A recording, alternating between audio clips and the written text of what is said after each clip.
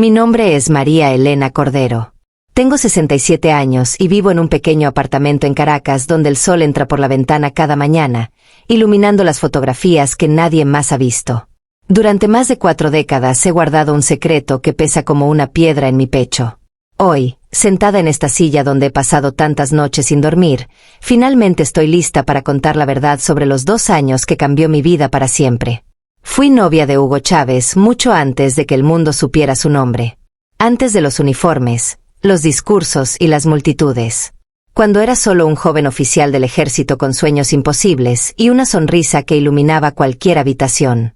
Esta es mi historia, la que nunca me atreví a contar mientras él vivía y que ahora, con el corazón cansado pero en paz, necesito sacar de mi alma. Conocí a Hugo en 1978, cuando yo tenía apenas 21 años y trabajaba como secretaria en una oficina del gobierno en Barinas. Era una muchacha común, hija de maestros, con sueños sencillos de casarme y tener una familia. Mi vida transcurría entre el trabajo, la casa de mis padres y las misas dominicales. No esperaba que nada extraordinario me sucediera jamás. Fue un martes de abril, recuerdo el calor sofocante de esa tarde. Había ido a entregar unos documentos a una dependencia militar cuando lo vi por primera vez. Tenía 24 años, alto, de ojos intensos que parecían ver más allá de lo que había frente a él. Vestía su uniforme con un orgullo que no era arrogancia, sino convicción. Cuando nuestras miradas se cruzaron en aquel pasillo, algo pasó que no puedo explicar del todo, incluso ahora. No fue amor a primera vista como en las películas. Fue reconocimiento, como si nuestras almas se hubieran conocido antes en algún lugar que no puedo nombrar. Él se detuvo, me sonrió y me preguntó si necesitaba ayuda para encontrar alguna oficina. Su voz era cálida, sin los matices de superioridad que muchos militares usaban con las mujeres civiles. Me ayudó a entregar los documentos y luego, con una timidez que contrastaba con su porte militar, me preguntó si podía invitarme a un café algún día. Ese café se convirtió en cenas, paseos por la Plaza Bolívar y conversaciones que duraban hasta el amanecer. Hugo no era como ningún hombre que hubiera conocido. Hablaba de historia con una pasión que encendía sus ojos, recitaba poesía de memoria y soñaba con un país diferente al que vivíamos. Me contaba sobre Simón Bolívar como si hablara de un amigo cercano, alguien cuyas ideas y fracasos conocía íntimamente. En aquellos primeros meses, me enamoré no solo del hombre, sino de su forma de ver el mundo. Hugo tenía la capacidad de hacer que cualquier cosa pareciera posible. Cuando estaba con él, yo no era solo María Elena, la secretaria callada. Era alguien importante, alguien cuyas opiniones importaban, alguien capaz de entender los sueños grandes que él llevaba en el pecho. Nuestra relación se mantuvo en secreto por petición suya. No porque se avergonzara de mí, me explicó, sino porque estaba involucrado en conversaciones delicadas con otros oficiales jóvenes, gente que pensaba como él sobre el futuro de Venezuela. Decía que cualquier distracción o escándalo personal podría poner en riesgo esas conversaciones tan importantes.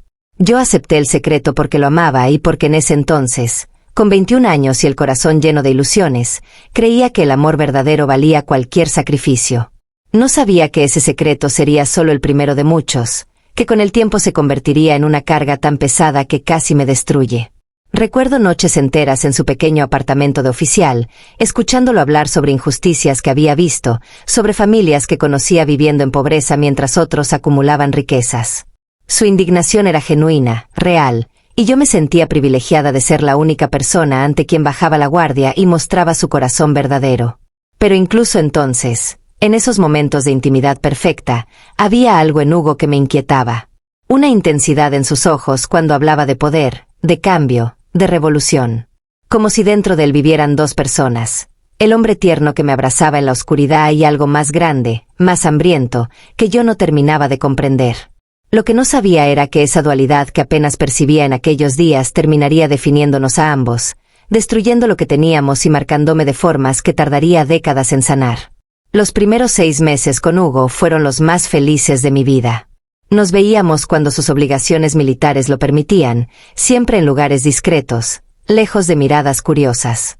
Él decía que me protegía del escrutinio que vendría si nuestra relación se hacía pública, pero yo empezaba a sentir que lo que realmente protegía era su imagen y sus planes. Hugo tenía una forma particular de amar. Era intenso, absorbente, como si cuando estaba conmigo, yo fuera lo único que existía en el mundo. Pero esa intensidad venía acompañada de largos periodos de ausencia, días en los que no sabía nada de él y me quedaba esperando junto al teléfono, preguntándome si algo malo había pasado o si simplemente me había olvidado. Cuando finalmente aparecía, siempre con flores y disculpas, mi enojo se derretía ante su sonrisa y sus explicaciones sobre reuniones secretas y entrenamientos especiales. Me contaba lo suficiente para mantenerme interesada, pero nunca tanto como para comprometerlo. Era un equilibrio perfecto entre intimidad y distancia que yo no sabía reconocer como manipulación.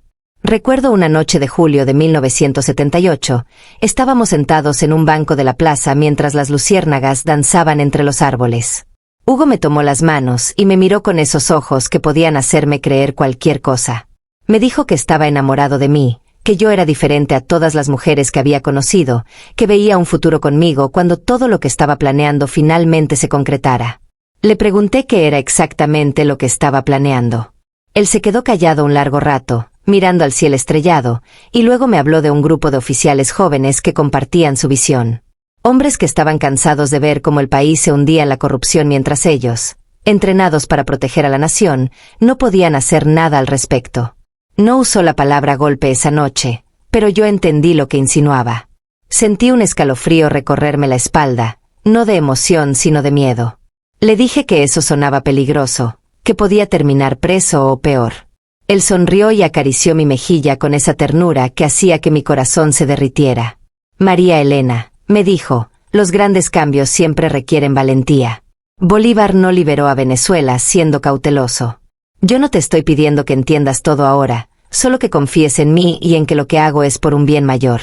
Esa noche acepté sus palabras porque quería creerlas. Porque a los 21 años una es lo suficientemente ingenua para pensar que el amor puede conquistar cualquier obstáculo. No entendía entonces que Hugo no estaba enamorado de mí, sino de la idea de mí, de tener a alguien que lo admirara incondicionalmente mientras perseguía sueños que eran más grandes que cualquier relación. Los meses siguientes trajeron cambios sutiles pero innegables. Hugo empezó a llegar tarde a nuestras citas o a cancelarlas con poca anticipación. Cuando estábamos juntos, su mente parecía estar en otro lugar, procesando pensamientos que no compartía conmigo. Las conversaciones que antes fluían naturalmente ahora se sentían forzadas, como si él estuviera actuando el papel de novio mientras su verdadero yo estaba ocupado en asuntos más importantes. Empecé a notar cómo cambiaba cuando hablaba de política. La pasión que antes me había atraído se estaba transformando en algo más oscuro, más obsesivo. Ya no solo hablaba de injusticias, sino de enemigos, de traidores, de gente que debía ser removida del poder por el bien del país. Su retórica se volvía más absoluta, más en blanco y negro, como si no hubiera espacio para matices o desacuerdos. Una tarde, mientras preparaba café en su apartamento, encontré por accidente unos papeles sobre su mesa. Eran notas sobre oficiales, evaluaciones de quienes serían leales a su causa y quienes representaban obstáculos. Había nombres tachados, números y fechas que no entendí completamente, pero que me llenaron de una inquietud profunda. Cuando le pregunté sobre esos papeles, su rostro se endureció de una forma que nunca había visto. Me dijo, con una frialdad que me asustó, que nunca debía tocar sus cosas, que había asuntos que estaban más allá de mi comprensión y que mi trabajo era apoyarlo, no cuestionarlo. Fue la primera vez que sentí miedo de Hugo, no por mí físicamente, sino por lo que estaba convirtiéndose. El hombre tierno y soñador que había conocido estaba siendo consumido por algo más grande, más hambriento, algo que no dejaría espacio para nada ni nadie que se interpusiera en su camino. Esa noche lloré en el baño de su apartamento, preguntándome en qué momento el amor se había vuelto tan complicado y por qué sentía que estaba perdiendo a alguien que tal vez nunca había sido realmente mío. En septiembre de 1978, mi madre enfermó gravemente. Una neumonía que la dejó postrada en cama y que requería cuidados constantes. Le pedí a Hugo que me acompañara a visitarla, que conociera a mi familia, que dejáramos de escondernos aunque fuera por un momento tan importante como ese. Necesitaba sentir que nuestra relación era real, que él estaba dispuesto a ser parte de mi vida completa, no solo de los momentos que le convenían. Su respuesta me partió el corazón. Me dijo que no era el momento adecuado, que estaba en medio de preparativos cruciales y que conocer a mi familia tendría que esperar. Cuando insistí, cuando le dije que mi madre podría morir sin saber que yo tenía a alguien en mi vida, su rostro se cerró de esa manera que había aprendido a temer. Me acusó de ser egoísta, de no entender la importancia de lo que estaba haciendo, de poner mis necesidades personales por encima de algo mucho más grande. Dijo que si realmente lo amaba, debía ser capaz de sacrificarme, de esperar, de confiar en que cuando todo estuviera listo, él me daría el lugar que merecía en su vida. Pasé 3 semanas cuidando a mi madre de día y llorando de noche, sintiéndome más sola que nunca. Hugo no llamó ni una vez durante ese tiempo. Cuando finalmente apareció, traía flores y disculpas elaboradas sobre misiones militares urgentes que no podía rechazar. Yo lo perdoné porque mi corazón todavía lo quería, pero algo dentro de mí había cambiado. Una grieta pequeña pero profunda se había abierto entre nosotros. Mi madre se recuperó, gracias a Dios, pero el daño ya estaba hecho. Empecé a ver mi relación con Hugo con ojos más críticos, a notar patrones que antes ignoraba. Siempre era yo quien se adaptaba a su horario, quien esperaba, quien sacrificaba. Él hablaba mucho sobre justicia y equidad para el país, pero en nuestra relación no había equilibrio alguno. En octubre, Hugo me llevó a una reunión que cambiaría todo. Me dijo que quería presentarme a algunas personas importantes, amigos que compartían su visión. Yo me emocioné pensando que finalmente me estaba incluyendo en su vida real, que estaba dispuesto a mostrar al mundo que estábamos juntos. La reunión fue en una casa discreta en las afueras de Barinas. Cuando llegamos, había otros 5 oficiales jóvenes, todos con esa misma intensidad en los ojos que veía en Hugo. Me presentó como su novia, pero la forma en que lo dijo, casi casual, me hizo sentir más como un accesorio que como una pareja de verdad. Durante horas escuché a esos hombres hablar sobre planes, sobre fechas, sobre estructuras de poder que debían ser desmanteladas. Usaban un lenguaje codificado que yo apenas entendía, pero el mensaje era claro. Estaban planeando algo grande, algo que cambiaría el país para siempre, y estaban dispuestos a arriesgar todo por ello. Lo que me perturbó no fue solo la magnitud de lo que discutían, sino la forma en que lo hacían. Había una certeza absoluta en sus voces, una convicción de que ellos y solo ellos sabían lo que era mejor para Venezuela. No había espacio para dudas o cuestionamientos. Quien no estaba con ellos estaba contra ellos, y los que estaban contra ellos eran enemigos del pueblo.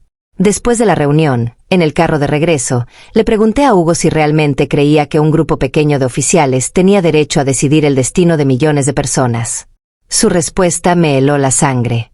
Me dijo que la democracia había fallado, que el pueblo no sabía lo que necesitaba, que era responsabilidad de hombres ilustrados como el tomar las decisiones difíciles. Le señalé que eso sonaba exactamente como lo que decían los dictadores que tanto criticaba. Hugo se puso furioso de una manera que nunca había visto. Gritó que yo no entendía nada, que era una mujer simple sin educación política suficiente para comprender la complejidad de lo que enfrentaban, que debía limitarme a apoyarlo en lugar de cuestionarlo. Llegamos a mi casa en silencio tenso. Antes de bajarme del carro, intentó disculparse, suavizar sus palabras, pero el daño estaba hecho. Por primera vez vi claramente lo que Hugo pensaba de mí. Era útil como confidente y compañía, pero mis opiniones no tenían valor real. Yo era parte de su vida solo en tanto no interfiriera con sus planes más grandes.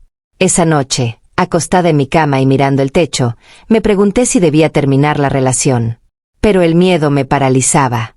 Miedo a la soledad, miedo a admitir que había invertido un año de mi vida en alguien que tal vez nunca me había amado realmente, miedo a lo que Hugo podría hacer si intentaba dejarlo cuando estaba en medio de planes tan peligrosos.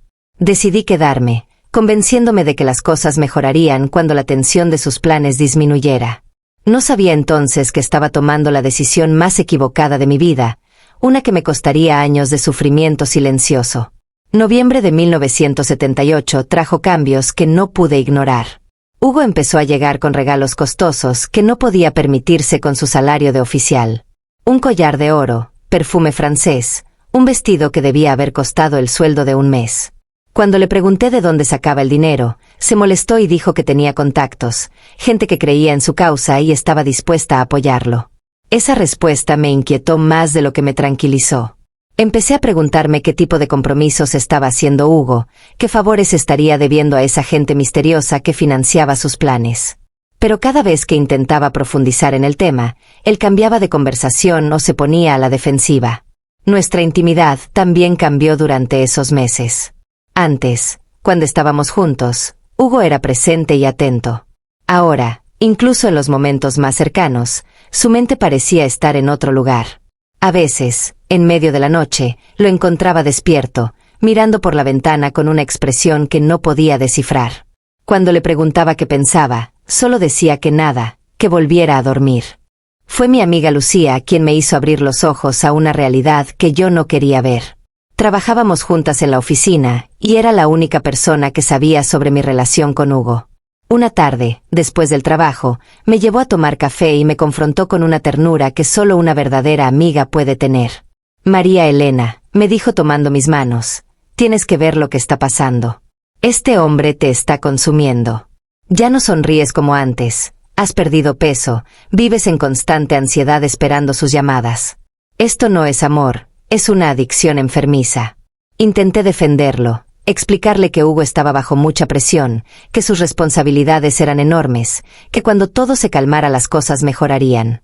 Lucía me miró con tristeza y me dijo algo que resonaría en mi cabeza durante años. El amor no debería hacerte sentir pequeña. Si alguien realmente te ama, te hace sentir más grande, más fuerte, más tú misma. Hugo te está apagando, y tú lo estás permitiendo. Sus palabras me dolieron porque sabía que eran verdad. Pero admitirlo significaba enfrentar que había desperdiciado más de un año de mi vida, que el hombre del que me había enamorado tal vez nunca había existido realmente. Era más fácil seguir engañándome, seguir esperando que las cosas mejoraran, que enfrentar la dolorosa realidad. En diciembre, Hugo me pidió que le guardara unos documentos en mi apartamento.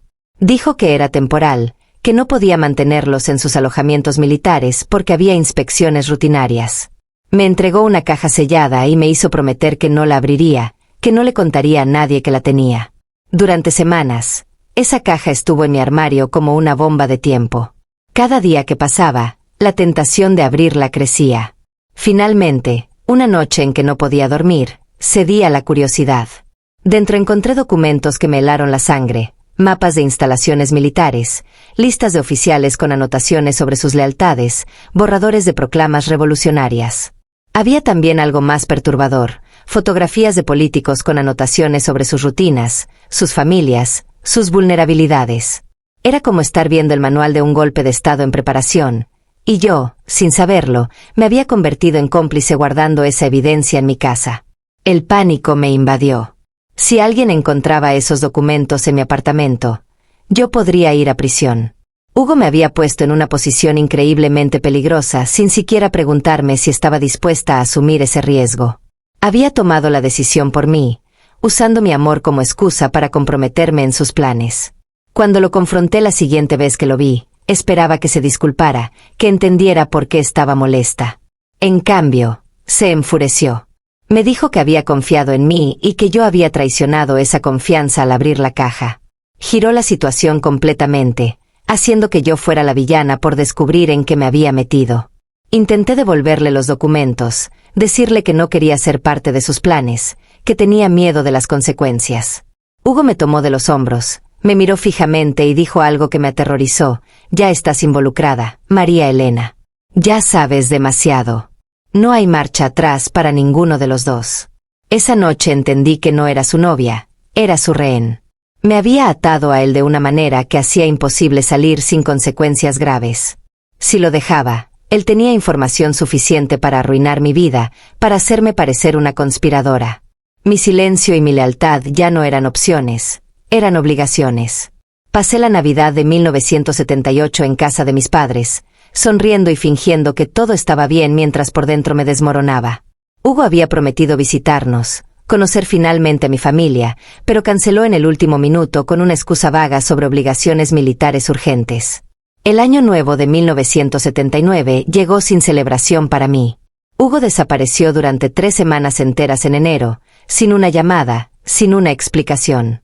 Yo viví en un estado constante de angustia, preguntándome si había sido arrestado, si sus planes habían sido descubiertos, si yo también sería arrestada por tener esos malditos documentos en mi armario. Cuando finalmente reapareció a finales de enero, estaba diferente. Más delgado, con ojeras profundas y una energía nerviosa que nunca le había visto. Me dijo que había estado en Caracas, reuniéndose con personas importantes, estableciendo conexiones que serían cruciales para el futuro. No se disculpó por desaparecer, no mostró remordimiento por haberme dejado en la incertidumbre durante semanas. Le dije que no podía seguir así, que necesitaba claridad sobre nuestra relación, que merecía más que ser tratada como un mueble que podía usar o ignorar según su conveniencia. Hugo me escuchó con paciencia exasperante, como un adulto escuchando los berrinches de un niño, y luego me explicó, con esa voz controlada que tanto odiaba, que yo no entendía las presiones bajo las que vivía. Me habló de sacrificios, de cómo los grandes hombres a lo largo de la historia habían tenido que poner sus misiones por encima de sus afectos personales. Me comparó con las esposas de los próceres de la independencia, mujeres que habían soportado ausencias, peligros y privaciones porque entendían que estaban apoyando algo más grande que ellas mismas. La manipulación era tan perfecta que casi funcionó. Casi me convenció de que mis necesidades emocionales eran egoístas, que pedir atención y respeto era traicionar la causa revolucionaria. Pero algo en mí, tal vez las palabras de Lucía resonando aún en mi mente, se resistió a aceptar ese argumento. Le dije que no quería ser mártir de su revolución, que solo quería ser amada y respetada. Hugo suspiró, me abrazó y susurró que me amaba, que todo esto era temporal, que cuando triunfaran yo sería recompensada por mi paciencia. Me besó con esa pasión que siempre lograba confundirme y, débil como era, lo perdoné una vez más. Febrero trajo una nueva dimensión a nuestra relación que me inquietó profundamente. Hugo empezó a pedirme que asistiera a eventos sociales con oficiales de mayor rango y sus esposas. Me compraba vestidos apropiados, me instruía sobre qué decir y qué no decir, me usaba como fachada de normalidad mientras por debajo planeaba su rebelión. En esas reuniones, yo sonreía y hacía conversación educada mientras Hugo trabajaba la sala, cultivando relaciones, evaluando lealtades. Me di cuenta de que era una herramienta en su arsenal, una forma de parecer más estable y confiable ante sus superiores. No era su compañera, era su disfraz. Una noche, después de uno de esos eventos, finalmente encontré el valor para preguntarle directamente sobre sus planes. ¿Cuándo iba a actuar? ¿Qué pasaría con nosotros cuando lo hiciera? ¿Había considerado las consecuencias si fracasaba? Hugo se molestó por mis preguntas, pero esta vez yo no cedí. Insistí en que si iba a arriesgar mi vida guardando sus documentos, merecía saber en qué exactamente estaba involucrada. Finalmente, con una mezcla de frustración y orgullo, me contó más de lo que había compartido antes. Me habló de un grupo que llamaban el Movimiento Bolivariano Revolucionario, oficiales jóvenes comprometidos con transformar Venezuela. Me dijo que sus planes estaban más avanzados de lo que yo imaginaba, que tenían contactos en múltiples guarniciones, que el momento para actuar se acercaba rápidamente. Lo que más me perturbó fue su absoluta certeza de que triunfarían, su incapacidad de considerar siquiera la posibilidad del fracaso. Le pregunté qué pasaría conmigo si las cosas salían mal, si él terminaba en prisión o peor. Su respuesta fue escalofriante. Dijo que yo tendría que ser fuerte, negar cualquier conocimiento de sus actividades, protegerme a mí misma incluso si eso significaba traicionarlo. Esa respuesta me mostró exactamente dónde estaba yo en su lista de prioridades. Cuando las cosas se pusieran difíciles, yo estaría sola. Él esperaba mi lealtad inquebrantable, pero no ofrecía la misma protección a cambio. Era un trato completamente unilateral, y yo había sido lo suficientemente tonta como para aceptarlo. Los siguientes meses fueron una mezcla de encuentros breves e intensos intercalados con semanas de silencio. Hugo estaba cada vez más absorto en sus planes, cada vez menos presente emocionalmente incluso cuando estaba físicamente conmigo. Nuestras conversaciones se volvieron superficiales, evitando cualquier tema que pudiera generar conflicto.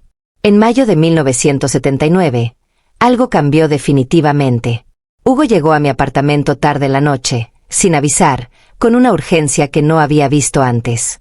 Me dijo que los planes se habían acelerado, que eventos fuera de su control estaban forzando su mano. Necesitaba que le guardara más documentos, más evidencia comprometedora que podría destruir mi vida si era descubierta. Esta vez me negué. Le dije que ya había arriesgado suficiente, que no podía seguir siendo su cómplice silenciosa. Hugo trató de persuadirme, primero con dulzura, luego con presión, finalmente con amenazas apenas veladas sobre lo que podría pasar si yo hablaba de lo que sabía. Esa noche en mayo fue un punto de quiebre. Hugo se marchó furioso cuando insistí en que no guardaría más material comprometedor. Durante 2 semanas no supe nada de él, y yo viví con el terror constante de que llegaría la policía a mi puerta, que Hugo me había delatado por venganza o simplemente para protegerse. Pero la policía nunca llegó. En cambio, apareció Hugo una noche de junio, diferente de nuevo. Esta vez no venía con exigencias ni amenazas. Venía con disculpas, con flores, con promesas renovadas de que cambiaría, de que me valoraría más.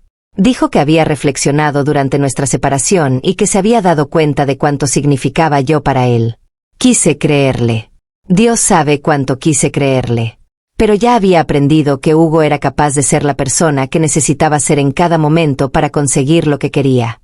Esta versión arrepentida y amorosa era solo otra máscara, tan falsa como la del revolucionario idealista o la del novio atento. Aún así, mi corazón débil aceptó su regreso. Renovamos nuestra relación con promesas de honestidad y comunicación, promesas que él rompería en cuestión de semanas. Por un breve periodo, parecía que volvíamos a los primeros días, cuando todo era nuevo y lleno de posibilidades. Pero la realidad se impuso rápidamente. Hugo seguía involucrado en sus planes conspiratorios, seguía desapareciendo sin explicaciones, seguía tratándome como una prioridad secundaria. La diferencia era que ahora yo lo veía con claridad, sin las ilusiones románticas que antes nublaban mi juicio. En julio, Lucía me invitó a pasar un fin de semana en la playa con su familia. Fue la primera vez en meses que me alejaba de Barinas, de la órbita de Hugo, y respiraba aire que no estuviera envenenado por la ansiedad. En esos 2 días junto al mar, riendo con la familia de Lucía y sintiendo el sol en mi piel, recordé cómo se sentía ser yo misma. Lucía aprovechó un momento a solas para preguntarme si finalmente había terminado con Hugo. Cuando admití que no, que seguíamos juntos, su rostro mostró una decepción que me dolió más que cualquier crítica directa. Me dijo que me amaba y que respetaba mis decisiones, pero que no podía quedarse callada viendo cómo yo me destruía por un hombre que nunca me daría lo que merecía. Esa conversación plantó una semilla que crecería durante los meses siguientes. Empecé a imaginar una vida sin Hugo, sin la constante ansiedad, sin sentirme pequeña e insignificante. Por primera vez en 2 años, consideré seriamente la posibilidad de dejarlo, de recuperar mi vida. Cuando regresé a Barinas, Hugo notó el cambio en mí. Yo era menos complaciente, más dispuesta a expresar mis necesidades, menos tolerante con sus desapariciones y excusas. Esto lo desconcertó inicialmente, pero luego intentó adaptarse, esforzándose más por mantenerme contenta. En agosto, Hugo fue más atento de lo que había sido en meses. Me llevó a cenar, pasamos tiempo de calidad juntos, me hizo sentir importante de nuevo. Pero yo ya sabía que esto era temporal, un patrón que se repetiría indefinidamente: descuido, confrontación, arrepentimiento temporal, vuelta al descuido. Fue durante ese mes de agosto cuando conocí a alguien que me haría cuestionar todo. Rafael era un ingeniero civil que acababa de mudarse a Barinas para trabajar en un proyecto de infraestructura. Lo conocí en una reunión en la oficina y, a diferencia de Hugo, Rafael era constante, presente y genuinamente interesado en conocerme como persona. No fue un romance inmediato ni dramático.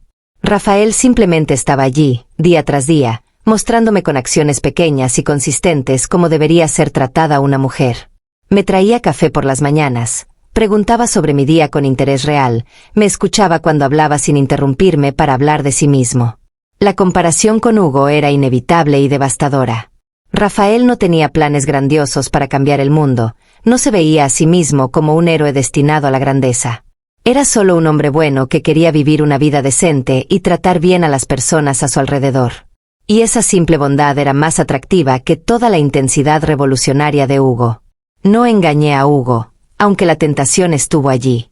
Pero la existencia de Rafael me mostró que había alternativas, que no todos los hombres operaban con la manipulación emocional que Hugo usaba tan hábilmente. Me dio la fuerza para considerar seriamente terminar una relación que me estaba destruyendo lentamente. En septiembre, Hugo notó mi creciente distancia emocional. Intentó intensificar su atención, pero ya era tarde. Yo había cruzado un umbral interno del que no había vuelta atrás. Empecé a prepararme mentalmente para la conversación que sabía que tenía que tener, la conversación que terminaría con lo nuestro.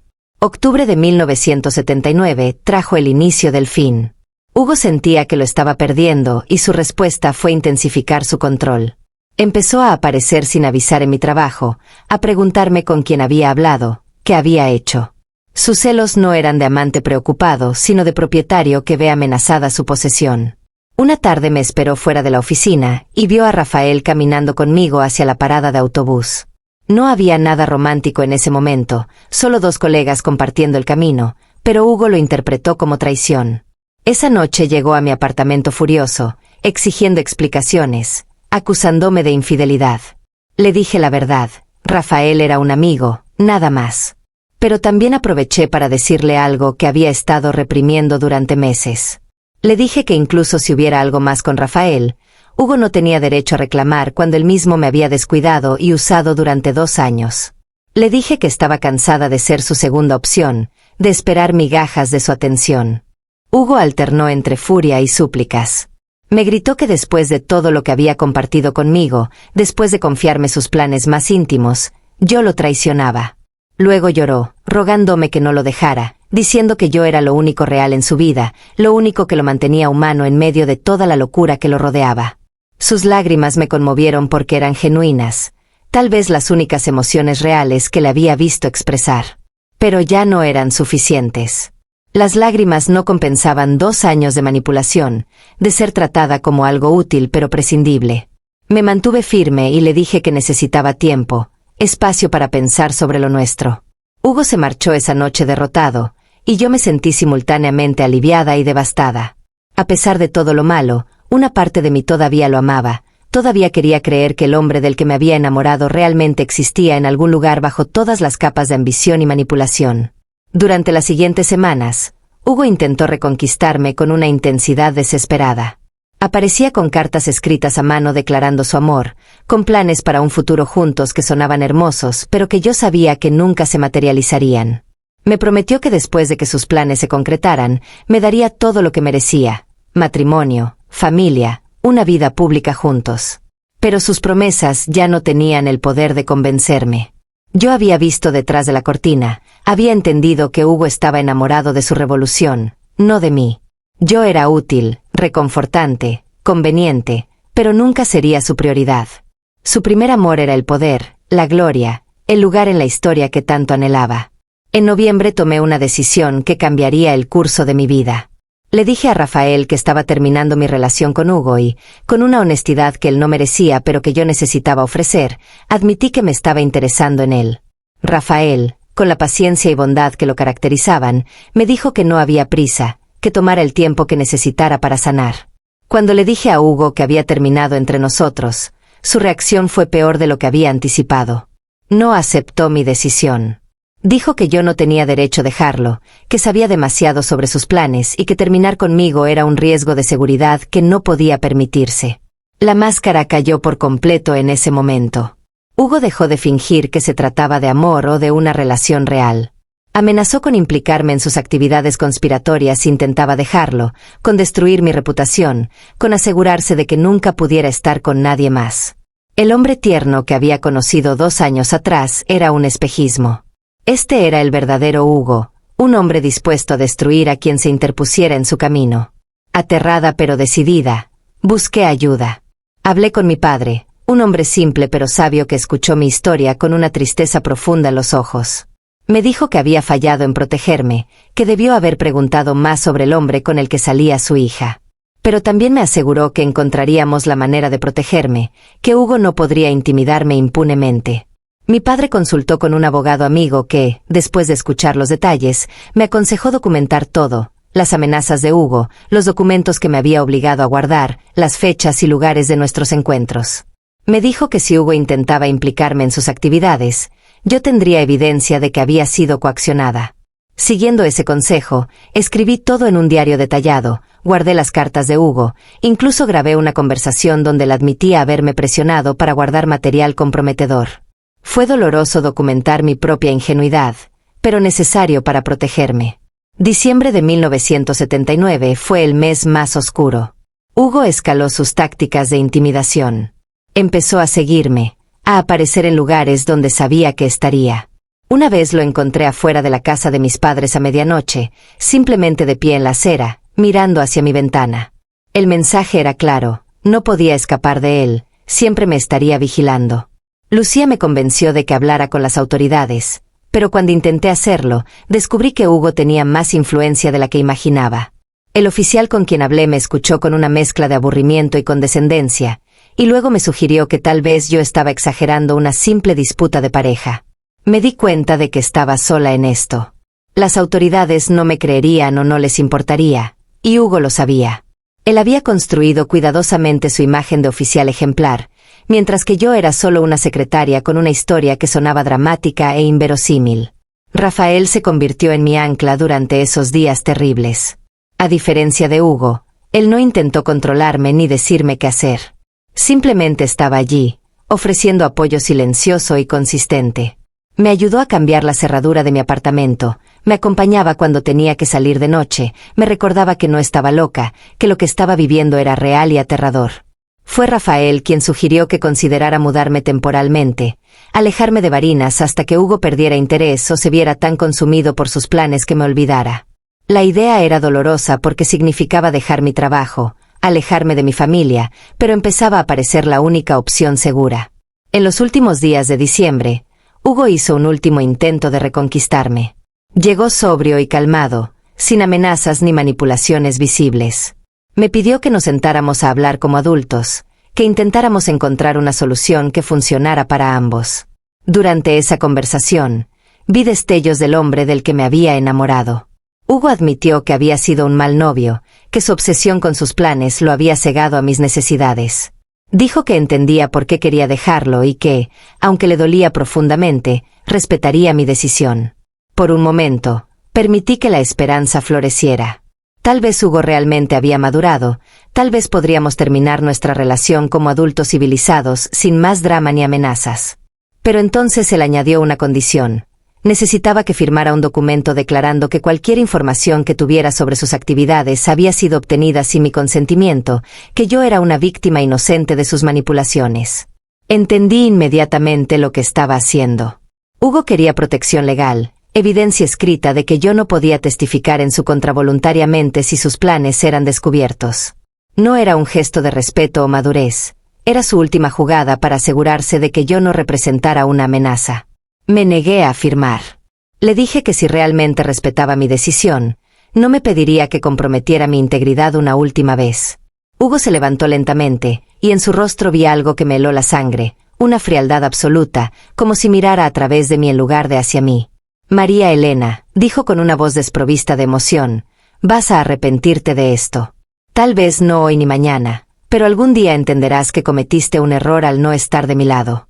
Cuando yo esté donde debo estar, recordarás este momento y lamentarás no haber sido parte de algo más grande que tu pequeña vida insignificante. Se marchó sin despedirse, cerrando la puerta con suavidad, y yo supe que esa era realmente la última vez que lo vería como mi novio. Lo que no sabía era que no sería la última vez que lo vería en absoluto, que años más tarde su rostro estaría en todas partes, en cada pantalla de televisión, en cada periódico, exactamente donde él siempre dijo que estaría. Los primeros días de enero de 1980 fueron extrañamente tranquilos. Hugo no apareció, no llamó, no intentó contactarme. Esa ausencia, después de meses de acoso constante, me hizo más nerviosa que todas sus amenazas anteriores. Era como si hubiera desaparecido por completo, y yo no sabía si debía sentirme aliviada o aterrada. Lucía me recordó que Hugo tenía problemas más grandes de los que preocuparse que una exnovia problemática. Sus planes conspiratorios probablemente lo estaban consumiendo por completo, dejándole poco tiempo para obsesionarse conmigo. Quise creer eso, pero una parte de mí sabía que Hugo no era del tipo que olvida o perdona. A mediados de enero, finalmente empecé a respirar de nuevo. Rafael me había invitado a cenar con su familia y, por primera vez en meses, permití que pensara en un futuro sin la sombra de Hugo. No estábamos en una relación oficial todavía, yo necesitaba tiempo para sanar, pero había una promesa implícita de algo bueno esperándome cuando estuviera lista. Febrero de 1980 marcó un nuevo comienzo. Hugo parecía haber desaparecido de mi vida por completo, como si nunca hubiera existido. Yo comencé a sanar lentamente, recuperando partes de mí misma que había perdido durante esos 2 años oscuros. Rafael era paciente, comprensivo, todo lo que Hugo nunca fue. Un sábado por la tarde, mientras limpiaba mi apartamento, encontré la última caja de documentos que Hugo me había dejado hace meses. Había olvidado por completo que la tenía escondida detrás de otros artículos en mi armario. El pánico me invadió al recordar lo comprometedor que era ese material. Llamé inmediatamente al abogado que me había aconsejado mi padre. Él vino a mi apartamento esa misma noche, revisó los documentos y me confirmó que eran extremadamente peligrosos de tener. Me aconsejó que los destruyera, o mejor aún, que los entregara anónimamente a las autoridades correspondientes. Durante días debatí qué hacer. Parte de mí quería destruir todo y olvidar que Hugo alguna vez estuvo en mi vida. Pero otra parte, la parte que todavía estaba herida y enojada, quería exponerlo, mostrarle que yo no era la persona débil e insignificante que él creía. Finalmente, tomé una decisión intermedia. Guardé copias de los documentos más importantes en un lugar seguro, como un seguro en caso de que Hugo intentara hacerme daño en el futuro, y devolví los originales a través de un intermediario, sin identificarme. Dejé que Hugo creyera que yo había cumplido mi palabra de destruirlo todo. No supe si Hugo recibió esos documentos o qué pensó cuando lo hizo. Él no intentó contactarme después de eso, y yo me sentí finalmente libre. En marzo, Rafael y yo comenzamos oficialmente una relación. Era completamente diferente de lo que había tenido con Hugo. Estable, predecible, segura. No había drama constante ni altibajos emocionales. Solo había bondad consistente y respeto mutuo. Mis padres adoraban a Rafael. Veían cómo me trataba, cómo me hacía sonreír de nuevo, y bendecían esa relación de una manera que nunca habrían bendecido la que tuve con Hugo. Mi madre, que había estado enferma durante tanto tiempo, recuperó algo de su antiguo brillo al ver que yo estaba sanando. En junio de 1980, casi un año después de que Hugo y yo comenzamos a separarnos, me enteré por casualidad de que había sido transferido a otra ciudad. Un conocido militar mencionó que el capitán Chávez se había mudado a Caracas para nuevas asignaciones. Sentí un alivio profundo sabiendo que él estaba lejos, que las posibilidades de encontrármelo accidentalmente eran ahora casi nulas. Para finales de 1980, mi vida había cambiado completamente. Rafael me propuso matrimonio en noviembre, en una cena simple con nuestras familias presentes. No hubo drama ni secretos, solo amor genuino y el deseo de construir una vida juntos. Acepté con lágrimas de felicidad, sintiendo que finalmente había encontrado lo que había estado buscando. Nos casamos en febrero de 1981, en una ceremonia pequeña pero llena de alegría. Lucía fue mi dama de honor y, durante el intercambio de votos, me apretó la mano con complicidad. Ella había estado conmigo durante los días más oscuros y ahora celebraba mi felicidad como si fuera suya propia. Los años siguientes fueron los más felices de mi vida. Rafael y yo tuvimos 2 hijos hermosos. Construimos un hogar lleno de amor y estabilidad. Yo dejé de trabajar para dedicarme a criar a nuestros niños. Una decisión que tomé libremente, no porque alguien me obligara, sino porque era lo que genuinamente quería. Hugo se convirtió en un recuerdo lejano, una historia que a veces contaba Lucía en nuestras conversaciones privadas, pero que nunca compartí con Rafael. Él sabía que yo había tenido una relación difícil antes de conocerlo, pero no conocía los detalles ni la identidad de ese hombre. No veía razón para ensuciar nuestro presente con sombras del pasado. Ocasionalmente escuchaba rumores sobre Hugo. Que se había casado, que tenía hijos, que seguía en el ejército escalando posiciones lentamente. Esos rumores no me afectaban. Él era parte de una vida que ya no me pertenecía, y yo había construido algo mucho mejor sin él. Los años 80 pasaron tranquilamente. Mis hijos crecieron, Rafael prosperó en su carrera, y yo encontré satisfacción en mi rol como esposa y madre. No era la vida que había imaginado a los 20 años, cuando soñaba con pasión y aventura, pero era infinitamente mejor que lo que había vivido con Hugo. En 1989, Venezuela enfrentó disturbios violentos conocidos como el Caracazo. Viendo las noticias desde la seguridad de mi hogar, pensé brevemente en Hugo y sus sueños revolucionarios. Me pregunté si él estaría involucrado de alguna manera en los eventos que sacudían el país, si sus planes conspiratorios finalmente se estaban materializando. El 4 de febrero de 1992 cambió todo. Esa mañana me desperté como cualquier otro día, preparé el desayuno para mi familia y encendí la televisión mientras mis hijos se alistaban para la escuela. Lo que vi en la pantalla me dejó paralizada. Había habido un intento de golpe de Estado durante la noche, y el líder de ese intento era el teniente coronel Hugo Chávez. Mi primer pensamiento fue que debía ser un error, un homónimo, alguien con el mismo nombre. Pero cuando mostraron su fotografía, cuando vi ese rostro que había conocido tan íntimamente 13 años atrás, ahora más maduro y marcado por el tiempo, supe que era él. El hombre que me había manipulado, amenazado y finalmente abandonado, estaba ahora en las noticias nacionales, reivindicando exactamente lo que siempre dijo que haría. Rafael notó mi reacción. Me preguntó si me sentía bien, si conocía a alguno de los involucrados en el golpe. Mentí y dije que no, que solo estaba impactada por la violencia de los eventos. No podía explicarle que el líder de ese intento de golpe había sido mi novio, que yo había guardado documentos de sus planes conspiratorios, que había sido testigo del nacimiento de esa ambición que ahora explotaba en las pantallas de televisión. Durante días no pude pensar en otra cosa. Hugo estaba en prisión, pero, paradójicamente, más visible que nunca. Su breve discurso televisado, donde asumía responsabilidad y pedía a sus compañeros rendirse por ahora, se repetía constantemente en todas las cadenas. Esa frase, por ahora, contenía toda la determinación que yo recordaba de él. No se había rendido. Esto era solo un revés temporal en sus planes. Lucía me llamó inmediatamente después de que las noticias identificaran a Hugo. Ella sabía quién era, recordaba perfectamente los años difíciles que había vivido con él. ¿Lo puedes creer?, me preguntó. Siempre dijo que cambiaría el país y estuvo a punto de lograrlo. Había una mezcla de horror y admiración en su voz que yo no compartía. Los meses siguientes fueron extraños. Hugo se convirtió en una figura controvertida, pero indudablemente importante. Desde la prisión, su influencia crecía. Algunos lo veían como un criminal que había amenazado la democracia. Otros lo veían como un héroe que había intentado derrocar un sistema corrupto. Yo lo veía como ambas cosas y como ninguna. Era el hombre que me había lastimado profundamente, ahora jugando en un escenario mucho más grande. Me aterraba la posibilidad de que alguien descubriera nuestra relación pasada. ¿Qué pasaría si los periodistas investigando el pasado de Hugo encontraban mi nombre? ¿Qué le diría a Rafael, a mis hijos, a la comunidad donde habíamos construido nuestra vida respetable? Viví con ese miedo constante durante meses. Pero mi nombre nunca apareció en ningún reportaje. Hugo, incluso desde la prisión, aparentemente no mencionó mi existencia a nadie. No sé si fue porque yo era genuinamente insignificante en su memoria o si, a su manera retorcida, me estaba protegiendo. Prefiero pensar que simplemente me había olvidado por completo. En 1994, Hugo fue indultado y liberado. Lo vi en televisión saliendo de prisión, recibido por multitudes que lo vitoreaban como a un héroe.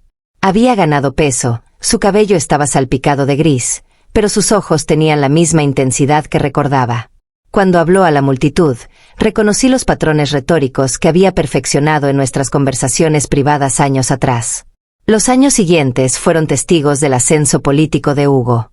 Formó un partido, recorrió el país, construyó una base de apoyo masiva. Yo observaba todo desde la distancia, con una mezcla compleja de emociones que no podía articular completamente. Parte de mí sentía una extraña vindicación. Él siempre dijo que llegaría lejos y lo estaba logrando. Otra parte sentía temor por lo que significaría para Venezuela si ese hombre llegaba al poder. Rafael notaba mi inusual interés en las noticias políticas. Yo, que nunca había mostrado gran interés en política, ahora seguía cada desarrollo relacionado con Hugo Chávez y su movimiento. Cuando Rafael preguntaba por qué, yo decía que simplemente me parecía un fenómeno político fascinante. Técnicamente no era mentira, pero tampoco era toda la verdad. En 1998, Hugo fue elegido presidente de Venezuela. La noche de su victoria electoral, me senté sola en mi sala después de que Rafael y los niños se fueron a dormir, viendo su discurso triunfal. Ahí estaba, el hombre que una vez me había amenazado y manipulado, ahora líder de mi país. Las emociones que sentí eran imposibles de desenredar. Miedo, asombro, tristeza, y algo que casi podría llamarse orgullo perverso. Los primeros años de la presidencia de Hugo fueron un torbellino. Venezuela se polarizó de maneras que nunca había visto. Familias se dividieron, amistades terminaron, el país entero parecía estar en constante conflicto. Rafael y yo intentamos mantenernos neutrales, enfocados en nuestra familia, pero era imposible ignorar lo que ocurría a nuestro alrededor. Mi hijo mayor, que tenía 16 años en 1998, se volvió un ferviente partidario de Hugo. Veía en él al líder que Venezuela necesitaba, alguien que finalmente defendería a los pobres contra las élites. Escucharlo hablar con tanta admiración sobre el hombre que me había lastimado era doloroso de maneras que no podía explicar. Mi hija menor, Más escéptica por naturaleza, cuestionaba constantemente las políticas del gobierno. Esto generaba debates acalorados en nuestra mesa durante las comidas, debates que Rafael intentaba mediar con paciencia. Yo permanecía mayormente callada durante estas discusiones, sin atreverme a revelar mi conexión personal con el hombre que dividía a mi propia familia. En el 2000, Lucía me visitó con una preocupación específica. Su esposo había perdido su trabajo debido a políticas gubernamentales que estaban transformando su industria. Estaban considerando emigrar, unirse a la creciente ola de venezolanos que buscaban oportunidades en otros países. La idea de perder a mi mejor amiga, la única persona que conocía mi historia completa con Hugo, me devastó. Durante esa visita, Lucía me preguntó directamente algo que había estado evitando. ¿Alguna vez te arrepientes de no haberte quedado con él? Imagina dónde estarías ahora si hubieras soportado esos años difíciles. Serías la primera dama de Venezuela. Su pregunta no tenía malicia, solo curiosidad genuina. Mi respuesta fue inmediata y sincera. No, le dije. Ni por un segundo. Prefiero 1000 veces la vida que construí con Rafael, la paz que encontré, que cualquier palacio o poder que Hugo pudiera ofrecer. El precio de estar con él habría sido mi alma, y ninguna posición vale eso. Lucía asintió, satisfecha con mi respuesta, pero yo vi en sus ojos que ella se preguntaba si yo realmente creía mis propias palabras. La verdad era más complicada. No extrañaba a Hugo ni lamentaba haberlo dejado, pero había una parte de mí, pequeña e inconfesable, que sentía curiosidad. ¿Cómo habría sido mi vida si me hubiera quedado? ¿Habría podido influirlo positivamente, suavizar algunos de sus impulsos más duros? Estas preguntas me asaltaban en noches de insomnio, aunque sabía que eran fantasías sin sentido. En el 2002, durante el breve golpe de Estado que temporalmente removió a Hugo del poder, viví 48 horas de absoluto pánico. No porque apoyara o me opusiera al golpe, sino porque temía lo que podría pasar si Hugo era definitivamente derrocado. ¿Buscaría venganza contra viejos enemigos y personas que sabían demasiado sobre su pasado? ¿Mi nombre finalmente saldría a la luz? Cuando Hugo retornó al poder, respaldado por manifestaciones masivas de apoyo popular, sentí un alivio enfermo. No porque celebrara su retorno, sino porque significaba que el status quo se mantenía, que mis secretos permanecían enterrados. Me odiaba a mí misma por ese alivio. Rafael finalmente notó que algo andaba mal. Una noche me confrontó gentilmente, preguntando por qué los eventos políticos me afectaban tan profundamente. Me rogó que confiara en él, que compartiera la carga que evidentemente llevaba. Casi confesé todo esa noche. Las palabras estaban en mi garganta, listas para salir, pero el miedo me paralizó. ¿Cómo explicarle a mi esposo, después de más de 20 años de matrimonio, que había ocultado una parte tan significativa de mi pasado? ¿Cómo hacerle entender que no había sido deshonestidad sino autopreservación? No encontré las palabras esa noche, así que mentí de nuevo, diciéndole que simplemente me preocupaba el futuro del país para nuestros hijos. Los años siguientes fueron testigo de cambios profundos en Venezuela. La economía fluctuaba salvajemente, las instituciones se transformaban, las libertades se restringían gradualmente. Mis hijos, ahora adultos jóvenes, tomaban decisiones sobre su futuro en ese contexto incierto. Mi hijo decidió quedarse, creyendo en el proyecto político que Hugo representaba. Mi hija emigró en el 2006, incapaz de ver un futuro para ella en el país que se estaba construyendo. La partida de mi hija me rompió el corazón. En el aeropuerto, abrazándola por última vez antes de que pasara seguridad, me preguntó, «Mamá, ¿por qué te quedas? Tú y papá podrían venir con nosotros, empezar de nuevo». Le dije que era demasiado vieja para empezar de nuevo, que mi vida estaba aquí. Pero la verdad era más oscura. Me sentía atada a Venezuela por hilos invisibles de historia y secreto. En el 2007, algo inesperado sucedió que removió todos los sentimientos que creía haber enterrado. Lucía, que finalmente había emigrado a Colombia con su familia, me envió una carta larga y reflexiva. En ella, me contaba que había visto un documental sobre Hugo donde entrevistaban a personas de su pasado. Una de esas personas mencionó brevemente a una novia que tuvo en sus años como joven oficial en Barinas, una relación que mantuvo muy privada. Aunque no mencionaron mi nombre, Lucía reconoció inmediatamente de quién hablaban por los detalles temporales. Me preguntaba si yo estaba bien, si necesitaba hablar, si consideraría finalmente contarle toda la verdad a Rafael. Su carta me hizo darme cuenta de que mi secreto, que creía seguro después de tantos años, podría no serlo tanto. Esa misma semana, recibí una llamada que me heló la sangre. Era de un periodista que estaba investigando los años tempranos de Hugo para un libro. Había encontrado mi nombre en viejos registros militares, en listas de invitados a eventos donde Hugo había asistido en los años 70. Quería entrevistarme, preguntarme sobre mi relación con el presidente. Le dije que se equivocaba de persona, que nunca había tenido ninguna relación con Hugo Chávez. El periodista fue educado pero persistente, diciendo que tenía fuentes que confirmaban lo contrario. Le colgué temblando y pasé los siguientes días en pánico absoluto, esperando que llegaran más llamadas o que la historia saliera a luz de todos modos. Para mi sorpresa y alivio, nada más pasó.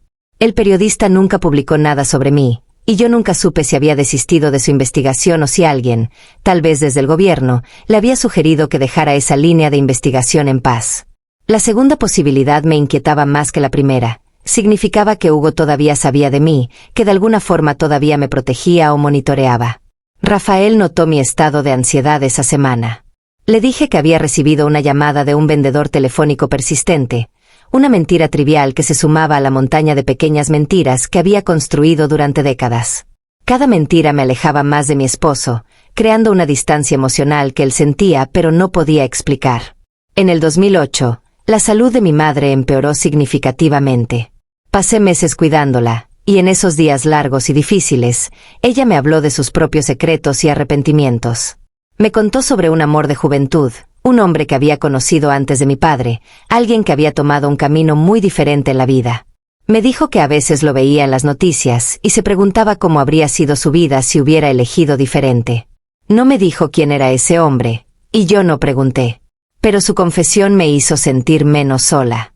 Me mostró que todos cargamos secretos, que todos tenemos versiones alternativas de nuestras vidas que existen solo en nuestra imaginación. Cuando mi madre murió en octubre de ese año, me llevé ese conocimiento como un regalo final de ella. El funeral fue pequeño pero emotivo.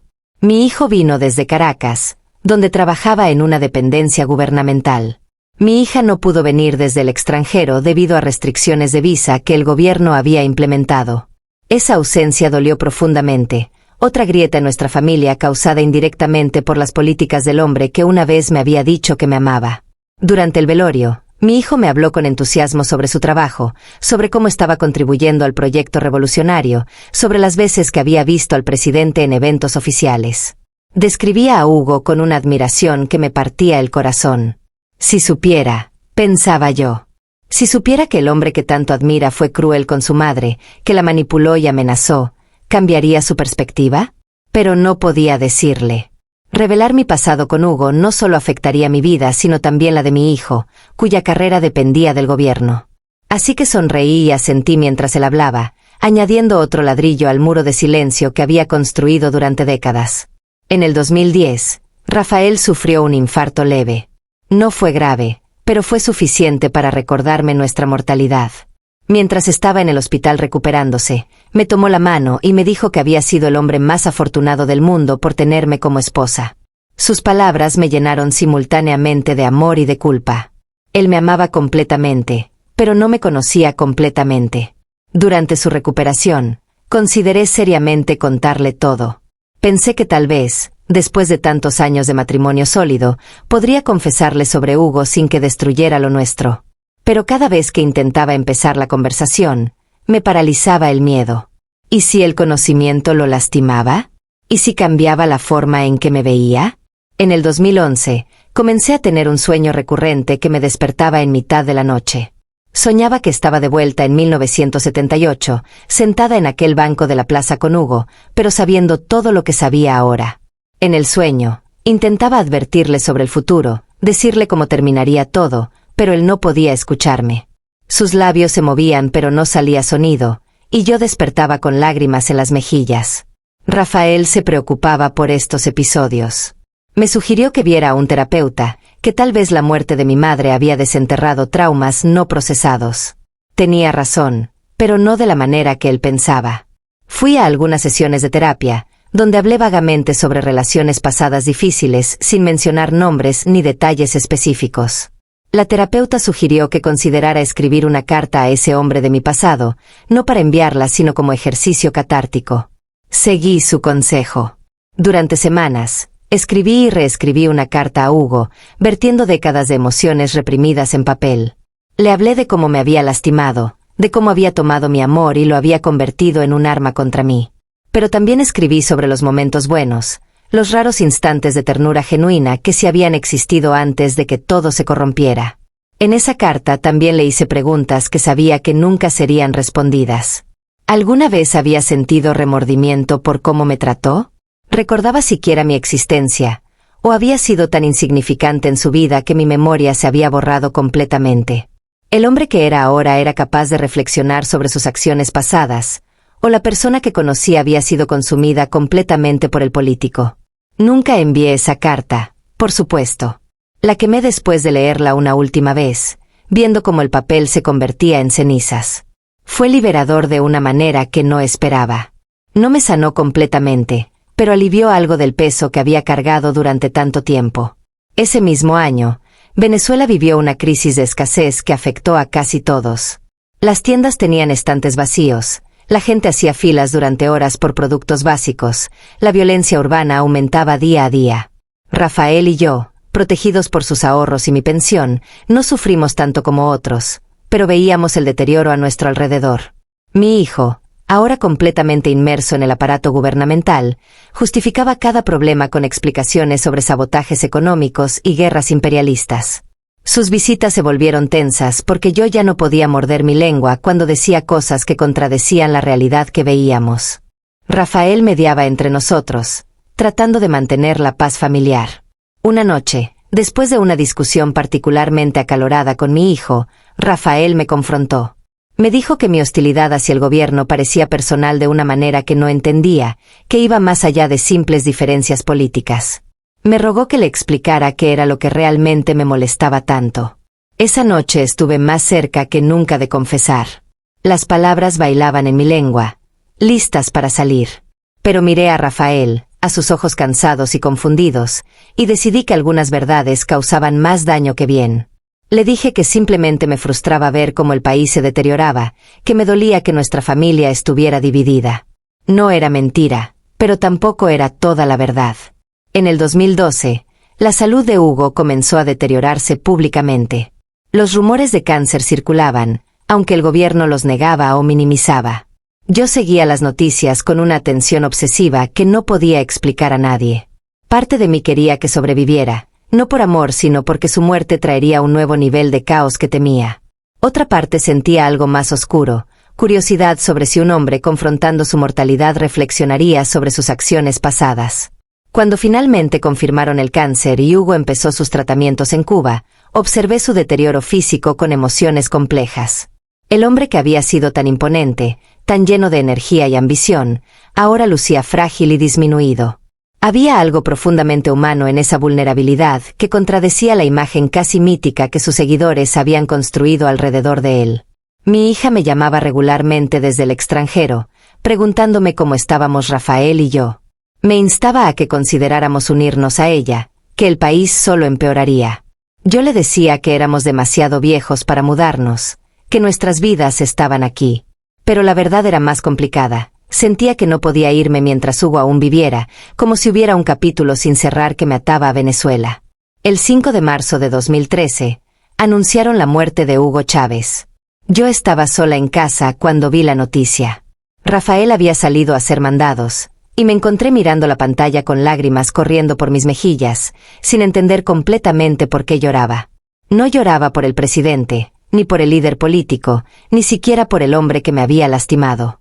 Lloraba por el joven oficial de 24 años que una vez me había sonreído en un pasillo, por los sueños que ambos habíamos tenido cuando éramos jóvenes e ingenuos, por todas las versiones de futuro que murieron cuando nuestra relación terminó.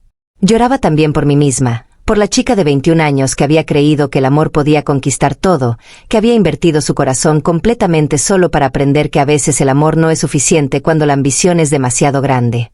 Cuando Rafael regresó y me encontró llorando, asumió que era por la situación del país, por la incertidumbre que la muerte de Hugo traería. Me abrazó y me consoló, sin saber que mis lágrimas venían de un lugar mucho más personal y complicado. Los días siguientes fueron un torbellino nacional. El país entero parecía estar en shock, dividido entre dolor genuino y alivio apenas disimulado. Mi hijo estaba devastado, lloraba abiertamente la pérdida de quien consideraba un padre de la patria. Yo asistí con él a algunas de las vigilias públicas, observando multitudes llorando por un hombre que conocían solo a través de pantallas, mientras yo cargaba recuerdos íntimos que nunca podría compartir. Durante el funeral de Estado, transmitido en vivo durante horas, escuché a personas que habían conocido a Hugo en diferentes etapas de su vida compartir anécdotas y recuerdos. Cada historia me hacía preguntarme cuántas otras mujeres como yo existían, cuántas otras historias enterradas formaban parte del tapiz completo de su vida. Semanas después del funeral, Lucía me llamó desde Colombia. Me dijo que ahora que Hugo había muerto, tal vez era tiempo de que considerara compartir mi historia, que podría tener valor histórico. Le dije que nunca lo haría, que algunos secretos debían morir con las personas involucradas. Ella respetó mi decisión, pero me hizo prometer que al menos escribiría todo, aunque fuera solo para mí, para procesar décadas de silencio. Empecé ese proyecto de escritura en el verano de 2013. No era un libro ni un diario formal, solo páginas sueltas donde volcaba recuerdos, tratando de capturar la verdad de lo que había sido antes de que el tiempo lo distorsionara aún más. Escribir se convirtió en una forma de terapia, una manera de finalmente decir todo lo que había reprimido durante tanto tiempo. Rafael notó que yo estaba escribiendo frecuentemente, pero nunca preguntó sobre qué. Tal vez intuía que era algo personal que yo necesitaba procesar sola. Su respeto por mi privacidad, incluso después de tantos años de matrimonio, era tanto un regalo como un recordatorio de la distancia que mis secretos habían creado entre nosotros.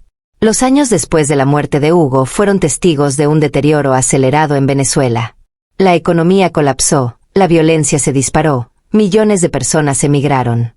Mi hijo perdió su trabajo gubernamental cuando el nuevo régimen reorganizó las instituciones. Su desilusión fue dolorosa de presenciar, ver cómo la fe que había depositado en un proyecto político se desmoronaba frente a sus ojos. En el 2015, finalmente consideró emigrar, unirse a su hermana en el extranjero. Rafael y yo lo apoyamos, aunque significara quedarnos completamente solos en Venezuela. La noche antes de su partida, mi hijo me abrazó y me agradeció por siempre haber sido paciente con sus creencias políticas, por nunca haberlo juzgado duramente incluso cuando claramente no estábamos de acuerdo. Si supiera, pensé una vez más. Si supiera que mi paciencia venía de culpa, de secretos, de una historia complicada con el hombre que él había idolatrado. Pero no le dije nada. Dejé que se fuera creyendo que su madre simplemente había sido comprensiva, no alguien cargando sus propias complicaciones con la historia política del país. Con nuestros hijos fuera del país, Rafael y yo nos encontramos navegando una nueva etapa de nuestras vidas. Éramos solo nosotros dos, envejeciendo juntos en un país que se desmoronaba a nuestro alrededor. Teníamos conversaciones sobre irnos también, pero ambos sabíamos que nunca lo haríamos. Nuestras raíces estaban demasiado profundas aquí, para bien o para mal. En el 2017, Rafael sufrió un segundo infarto, mucho más grave que el primero. Pasó semanas en el hospital, y yo viví con el terror constante de perderlo. Durante esos días difíciles, me di cuenta de cuánto lo amaba, de cuán fundamental había sido para mi sanación después de Hugo. Una noche, mientras dormía en su habitación del hospital, Rafael me despertó susurrando mi nombre. Estaba débil pero lúcido, y me pidió que le prometiera algo. Si él moría, quería que considerara irme del país, unirme a nuestros hijos, no quedarme sola en Venezuela. Le prometí que lo consideraría, aunque ambos sabíamos que probablemente era una mentira piadosa. Rafael se recuperó, milagrosamente, pero quedó significativamente debilitado. Requería cuidados constantes, y yo dediqué mis días a cuidarlo con la misma devoción con la que él me había cuidado emocionalmente durante décadas. Estos actos de servicio simple, preparar sus comidas, ayudarlo a vestirse, mantenerle compañía, era mi forma de pagarle por todos los años de amor incondicional que me había dado. Durante su convalecencia, Rafael empezó a hablar más sobre el pasado, rememorando nuestra vida juntos.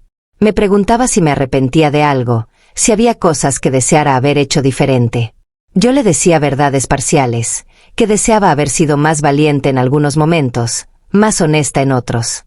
Él asumía que hablaba de cosas generales, no sabiendo cuán específica era mi culpa. En el 2018, el país alcanzó nuevos niveles de crisis. La inflación era astronómica, los servicios básicos colapsaban, la desesperación era palpable en cada esquina.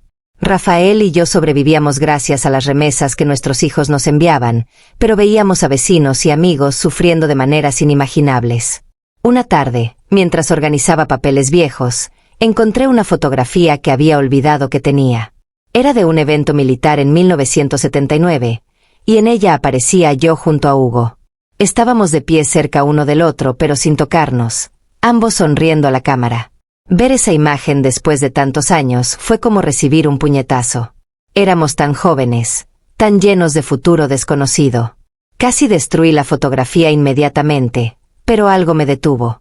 La guardé en un sobre junto con las páginas que había escrito años atrás, pensando que tal vez algún día, después de mi muerte, mis hijos encontrarían todo y entenderían una parte de su madre que nunca conocieron en vida. En el 2019, Lucía murió. Su familia me llamó desde Colombia para darme la noticia, y yo sentí como si perdiera la última conexión con mi vida anterior. Lucía había sido la guardiana de mis secretos, la única persona que conocía toda la verdad. Sin ella, me sentía aún más sola con mi historia. No pude asistir a su funeral debido a las restricciones de viaje y la situación del país. En cambio, me senté en mi casa y escribí una carta a su familia, hablando sobre nuestra amistad de décadas, sobre cómo Lucía me había salvado en los momentos más oscuros. No mencioné detalles específicos, pero su familia respondió diciendo que Lucía siempre había hablado de mí como de una hermana, alguien que había sobrevivido tormentas que la mayoría no podría imaginar. Los últimos meses de 2019 trajeron la pandemia global, añadiendo una nueva capa de dificultad a un país ya en crisis.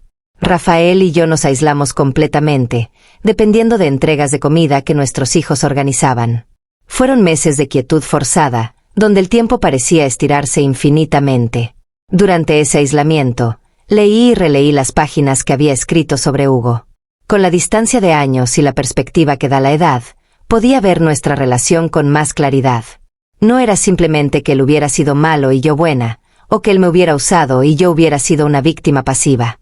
La verdad era más matizada. Ambos habíamos sido jóvenes y torpes, ambos habíamos hecho elecciones que parecían correctas en ese momento pero que tuvieron consecuencias duraderas. Hugo había elegido la ambición sobre el amor, el poder sobre la intimidad. Yo había elegido la seguridad sobre la autenticidad, el silencio sobre la honestidad. Ninguna de esas elecciones era simplemente correcta o incorrecta, eran humanas, complicadas, marcadas por las circunstancias de nuestro tiempo y lugar. En el 2020, Rafael y yo celebramos nuestro 39 aniversario de matrimonio en cuarentena, solos en nuestra casa. Preparé su comida favorita con los ingredientes limitados que teníamos, y pasamos la tarde mirando álbumes de fotos viejos.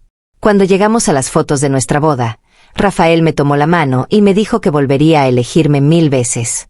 Esas palabras de Rafael me rompieron de maneras que él no podía entender. Me disculpé y fui al baño, donde lloré silenciosamente. Él me había elegido 1000 veces, pero yo nunca le había dado la oportunidad de elegirme conociendo toda la verdad.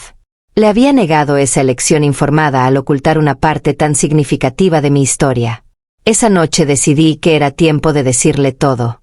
Teníamos casi 40 años juntos, estábamos en la etapa final de nuestras vidas, y yo no quería morir llevándome ese secreto. Rafael merecía la verdad, y yo merecía la paz que vendría de finalmente ser completamente conocida por mi esposo. Preparé lo que diría durante días. Practiqué las palabras, anticipé sus preguntas, me preparé para su posible reacción. Pero cuando finalmente llegó el momento, una noche después de cenar, las palabras salieron diferentes de como las había planeado. Todo salió de golpe, como un río rompiendo un dique. Le conté sobre Hugo, sobre cómo nos conocimos, sobre la relación que tuvimos. Le conté sobre la manipulación, las amenazas, los documentos que guardé, el miedo que viví. Le conté sobre por qué nunca le había dicho, sobre la culpa que había cargado durante décadas. Le mostré la fotografía, las páginas que había escrito, toda la evidencia de una vida secreta que había llevado paralelamente a nuestra vida juntos. Rafael me escuchó en completo silencio. Su rostro pasó por múltiples emociones: sorpresa, confusión, dolor, comprensión. Cuando terminé de hablar, él se quedó callado durante lo que pareció una eternidad. Yo esperaba, preparada para cualquier reacción, hasta para que me dijera que nuestro matrimonio había sido una mentira. Finalmente, Rafael habló. Me dijo que deseaba haberlo sabido antes, no porque cambiara cómo se sentía sobre mí, sino porque habría podido ayudarme a cargar ese peso. Me dijo que entendía por qué lo había ocultado, aunque le dolía que no hubiera confiado en él con esa verdad. Pero sobre todo me dijo que me amaba, que nada de lo que acababa de escuchar cambiaba los casi 40 años que habíamos compartido. Su reacción fue más generosa de lo que yo merecía, y lloré en sus brazos con un alivio que no había sentido en décadas. Por primera vez en nuestra relación, yo era completamente conocida. No había más secretos, no había más partes de mí ocultas. Era aterrador y liberador al mismo tiempo. Los días siguientes fueron de ajuste. Rafael hacía preguntas ocasionales, buscando entender completamente la historia que le había contado. Algunas eran difíciles de responder, especialmente las sobre mis sentimientos. ¿Alguna vez había amado a Hugo más de lo que lo amaba a él? ¿Seguía teniendo sentimientos por Hugo? ¿Me arrepentía de haberme casado con él? Le respondí con toda la honestidad que pude. Le dije que lo que sentí por Hugo fue intenso pero destructivo, una llama que quemaba todo a su alrededor. Lo que sentía por Rafael era diferente, más tranquilo pero mucho más profundo y duradero. No era menos amor, era mejor amor. Era el tipo de amor que construye vidas en lugar de destruirlas. Rafael parecía satisfecho con esas respuestas, aunque yo sabía que procesaría todo durante mucho tiempo. Me preocupaba que nuestra relación nunca volvería a ser la misma, que mi revelación había creado una grieta permanente. Pero los días pasaron y Rafael seguía siendo el mismo hombre amoroso y paciente de siempre, tal vez incluso más cercano ahora que no había barreras entre nosotros. En el 2021, mi hijo nos visitó por primera vez en años. Venezuela había abierto ligeramente sus fronteras, y él aprovechó para venir a vernos. Verlo después de tanto tiempo fue emotivo. Había envejecido, como todos nosotros, y llevaba el peso de años difíciles en el extranjero. Durante su visita, noté que ya no hablaba de Hugo con la misma admiración de antes. La distancia y los años le habían dado perspectiva. Ahora podía criticar aspectos del gobierno que antes defendía ciegamente, reconocer errores que antes justificaba. Era un cambio sutil pero significativo. Una tarde, mientras tomábamos café, mi hijo mencionó casualmente a Hugo. Dijo algo sobre cómo el legado de Hugo era complejo, que había intentado hacer cosas buenas pero que también había cometido errores graves. Sentí la urgencia de contarle mi historia, de compartir mi perspectiva única sobre el hombre que había dividido al país.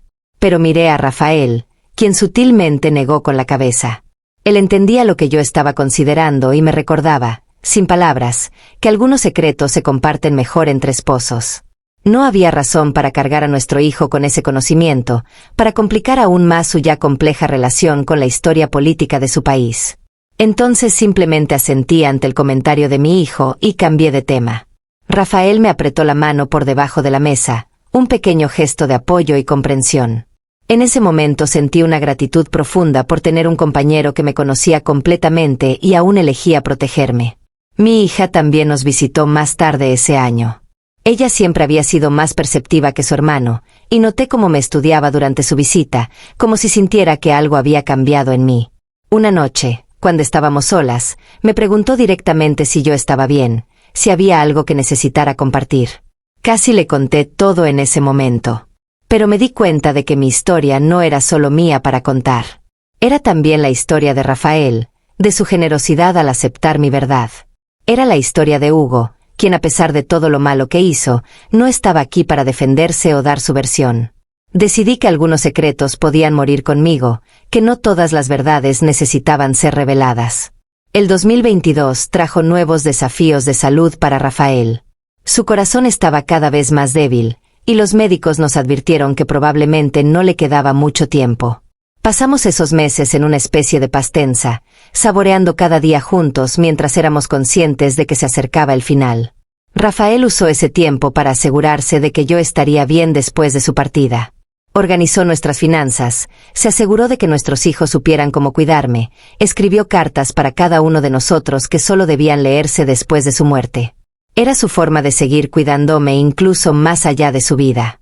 Una tarde de noviembre, mientras Rafael dormitaba en su silla favorita, saqué todas las páginas que había escrito sobre Hugo y las leí una última vez.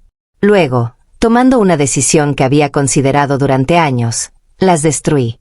No las quemé esta vez, sino que las corté sistemáticamente en pedazos pequeños hasta que fueron irreconocibles. Rafael despertó mientras yo terminaba y me preguntó qué estaba haciendo. Le dije que estaba dejando ir el pasado, liberándome de un peso que ya no necesitaba cargar. Él sonrió y me dijo que estaba orgulloso de mí, que había sido valiente al cargar ese peso durante tanto tiempo y aún más valiente al soltarlo ahora. La única cosa que conservé fue aquella fotografía vieja de 1979. No la guardé por nostalgia o porque quisiera recordar a Hugo, sino como evidencia de que todo había sido real. A veces, cuando los años pasan y las memorias se desvanecen, necesitamos algo tangible que nos recuerde que nuestras experiencias realmente sucedieron, que no fueron solo sueños o pesadillas. En diciembre de 2022, Rafael falleció pacíficamente en su sueño. Yo estaba acostada junto a él, y simplemente dejó de respirar. No hubo lucha ni sufrimiento, solo una transición silenciosa de estar aquí a no estar. Lo sostuve durante horas después, sin querer dejar ir, sabiendo que esta era realmente la despedida final. El funeral fue pequeño debido a las circunstancias del país. Nuestros hijos vinieron y se quedaron conmigo durante semanas, preocupados por cómo manejaría la soledad. Pero yo les aseguré que estaría bien, que Rafael me había preparado para este momento, que tenía paz sabiendo que habíamos compartido casi 40 años de amor genuino. Después de que mis hijos regresaron a sus vidas en el extranjero, empecé a vivir en una quietud que era nueva para mí. Por primera vez en mi vida adulta, estaba completamente sola. No tenía esposo, mis hijos estaban lejos, mis padres y mi mejor amiga habían fallecido. Era solo yo con mis recuerdos y mis pensamientos. En esa soledad encontré algo inesperado: claridad. Sin las distracciones de cuidar a otros o mantener secretos, pude finalmente procesar toda mi vida con honestidad total. Vi cómo cada experiencia, incluso las dolorosas, me había formado. Como mi relación con Hugo me había enseñado sobre límites y autorrespeto. Como mi matrimonio con Rafael me había mostrado lo que era el amor verdadero. En el 2023, encontré la carta que Rafael había escrito para mí, la que debía leer después de su muerte. Me había olvidado por completo de ella en medio del duelo y los arreglos funerarios. La encontré mientras organizaba sus cosas, decidiendo qué conservar y qué regalar. La carta era hermosa y devastadora al mismo tiempo. Rafael escribía sobre nuestros años juntos, sobre momentos específicos que habían significado mucho para él. Pero lo que más me impactó fue un párrafo hacia el final donde admitía que siempre había sospechado que yo guardaba un secreto importante. Escribía que nunca presionó porque confiaba en que yo se lo diría cuando estuviera lista, y que cuando finalmente lo hice, su amor solo se profundizó porque entendió la valentía que requirió tanto guardar ese secreto como liberarlo.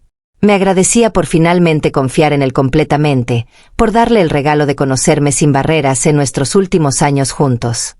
Lloré al leer esas palabras, agradecida de haber encontrado el valor de confesarle antes de que fuera demasiado tarde. Si hubiera esperado, si hubiera dejado que muriera sin conocer esa parte de mí, habría cargado un remordimiento insoportable. Rafael me había salvado de ese destino con su paciencia y amor incondicional. La vida en Venezuela continuó siendo difícil, pero yo encontré formas de adaptarme. Mis hijos me enviaban lo que podían, vecinos amables me ayudaban con mandados, y yo pasaba mis días en rutinas simples que me daban estructura y propósito. Leía mucho, cuidaba un pequeño jardín, hablaba por videollamada con mis hijos semanalmente. En septiembre de 2023, un periodista me contactó nuevamente. Esta vez era diferente, más respetuoso. Explicó que estaba escribiendo un libro sobre las personas que habían conocido a Hugo antes de su ascenso al poder, buscando humanizar su historia más allá de la mitología política. Me preguntó si estaría dispuesta a hablar, prometiendo confidencialidad total si así lo deseaba. Esta vez no colgué inmediatamente. Escuché su propuesta, consideré sus argumentos sobre el valor histórico de voces como la mía. Pero finalmente le dije que no. Le expliqué que mi historia era personal, no histórica, y que no tenía interés en convertirme en una nota al pie en la biografía de Hugo Chávez. El periodista respetó mi decisión, pero antes de despedirnos me dijo algo que me quedó resonando. Me dijo que las voces de mujeres como yo, que conocieron a figuras históricas en su humanidad completa antes de que se convirtieran en símbolos, eran las más importantes precisamente porque ofrecían perspectiva que las narrativas oficiales omitían. Sus palabras me hicieron reflexionar. ¿Tenía yo la responsabilidad de compartir mi historia? ¿Acaso mi silencio contribuía a una versión incompleta de la historia? ¿O tenía el derecho de mantener mi privacidad, de proteger lo poco que quedaba de mi dignidad después de todos estos años? Decidí hacer algo intermedio. Empecé a escribir de nuevo, no con la intención de publicar, sino simplemente de documentar.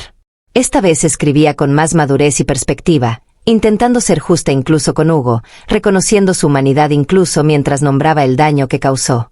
Escribir se convirtió en mi proyecto, mi forma de darle sentido a toda una vida marcada por ese capítulo temprano. Me di cuenta de que mi historia no era realmente sobre Hugo Chávez, líder político. Era sobre María Elena Cordero, una mujer joven que aprendió lecciones difíciles sobre amor, poder y autoconocimiento. En octubre, mis hijos me sorprendieron visitándome juntos por primera vez en años. Habían conspirado para coordinar sus viajes, queriendo asegurarse de que yo no estuviera sola en el aniversario de la muerte de Rafael. Su presencia llenó la casa de vida y ruido, recordándome todo lo bueno que había construido a pesar de, o tal vez debido a, mis experiencias tempranas difíciles. Una noche, después de que mis nietos se durmieron, mis hijos y yo nos sentamos a hablar sobre sus propias vidas, sus matrimonios, sus luchas. Mi hija mencionó que estaba teniendo problemas con su esposo, que sentía que él no la valoraba suficientemente. Escuché sus preocupaciones y luego compartí algo de sabiduría ganada con dificultad. Le dije que el amor verdadero te hace sentir más grande, más tú misma, no más pequeña. Que mereces ser con alguien que te ve completamente y te valora por quien eres. Que asentarse por menos que eso eventualmente destruye tu espíritu.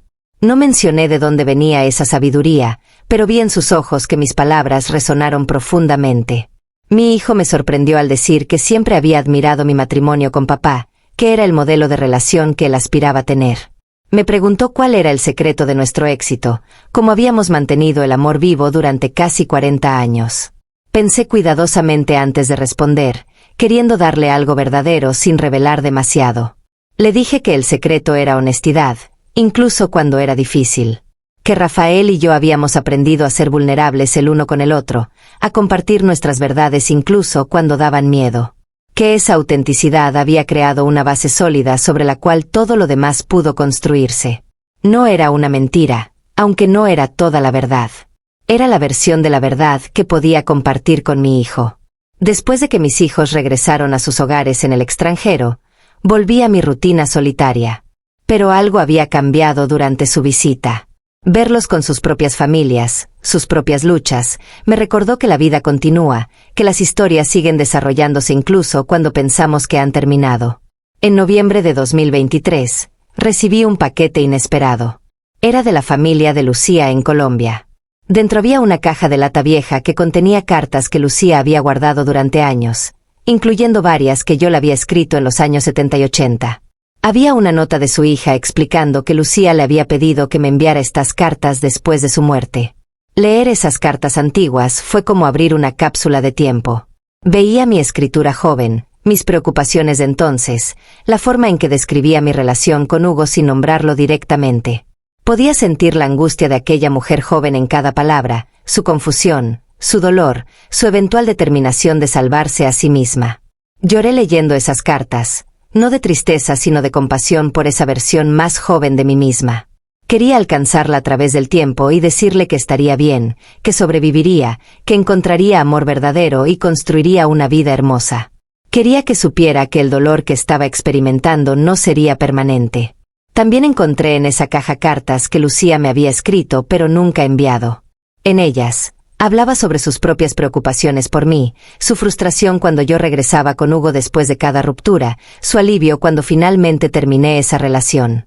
Leí sobre cómo ella había considerado intervenir más agresivamente pero decidió respetar mi autonomía, confiando en que encontraría mi propio camino. Esas cartas no enviadas me mostraron cuánto me había amado Lucía, cuánto había sufrido viéndome sufrir. Me hicieron agradecer aún más haber tenido una amiga así, alguien que me sostuvo sin juzgarme, que confió en mi capacidad de salvarme incluso cuando yo dudaba de mí misma. En diciembre de 2023, tomé una decisión importante. Decidí que era hora de contar mi historia, no a un periodista ni a un público anónimo, sino a la persona que más necesitaba escucharla, yo misma. Empecé a grabarme en video, hablando directamente a la cámara, contando toda la historia desde el principio hasta el presente. No era para publicación ni para compartir. Era simplemente para mí, una forma de organizar todos los fragmentos dispersos de mi vida en una narrativa coherente. Grababa en sesiones cortas, a veces solo minutos al día, contando un recuerdo o reflexionando sobre una lección aprendida. El proceso fue catártico de maneras que no esperaba.